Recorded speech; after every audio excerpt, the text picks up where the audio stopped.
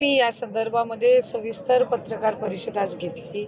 खरातांच्या बद्दलची जी संपूर्ण घटना आहे ही अतिशय घृणास्पद आणि निंदनीय आहे।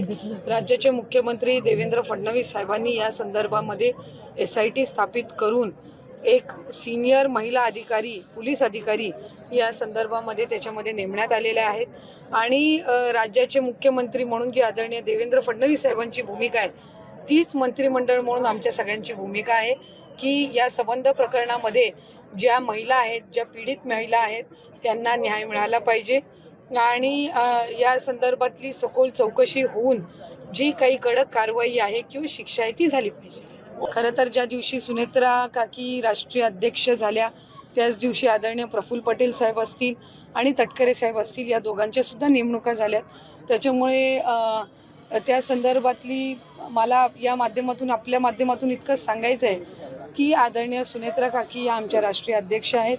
त्यांच्या मार्गदर्शनाखाली राष्ट्रवादी काँग्रेस पक्ष जे आदरणीय अजितदादांच्या नेतृत्वाखाली त्या ठिकाणी कार्यरत होतं ते आता सुनेत्रा काकींच्या नेतृत्वाखाली कार्यरत आहे आणि आम्ही सगळीच मंडळी कार्यकर्ते म्हणून त्यांच्या पाठीशी या पक्षाचा आमच्या पक्षाचा विस्तार हा करण्यासाठी मजबूतीने उभे आहोत। त्यांनी असं म्हटलं असेल ज्यांनी चुकी केली त्यांना भोगावं लागेल, ज्यांनी चूक केली असेल त्यांना भोगावं लागेल।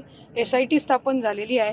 या संदर्भामध्ये राज्याच्या मुख्यमंत्री महोदयांनी पहिलीच ही स्पष्टता दिलेली आहे की वेगवेगळ्या पक्षाचे, मग ते शिवसेना उद्धव बाळासाहेब ठाकरे गट असो, शिवसेना शिंदे साहेबांची असो, राष्ट्रवादी काँग्रेस पक्ष अजितदादा असो, राष्ट्रवादी काँग्रेस पक्ष पवार साहेब असो, भारतीय जनता पक्ष असो, आणखीन काही असो, वेगवेगळ्या पक्षांच्या नेते मंडळींचे त्या ठिकाणी फोटो आलेले आहेत। ते सार्वजनिक कार्यक्रमातले आहेत।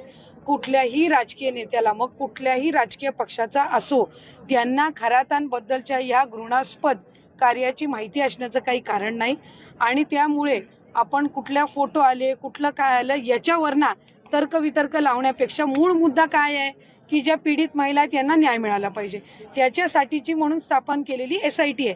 त्याच्यामुळे विषयांतर होण्यापेक्षा सर्व राजकीय पक्षाच्या नेत्यांना हा मिळालेला एक धडा आहे की आपण कोणाकडेही कुठल्याही पद्धतीनं, मग भविष्य असो, कोणाकडे काही कन्सल्टेशन असो, कोणाकडे सार्वजनिक कार्यक्रमामध्ये असो, भेटत असताना किती जबाबदारीने आपण सगळ्यांनी भेटावं हे खरातांच्या या संबंध प्रकरणातून सर्व राजकीय मंडळींना मिळालेला धडा आहे। पण हे सगळं असताना मूळ SIT स्थापन झालेली आहे आणि त्याच्यातून जे काही सत्य आहे ते त्या ठिकाणी समोर येईल।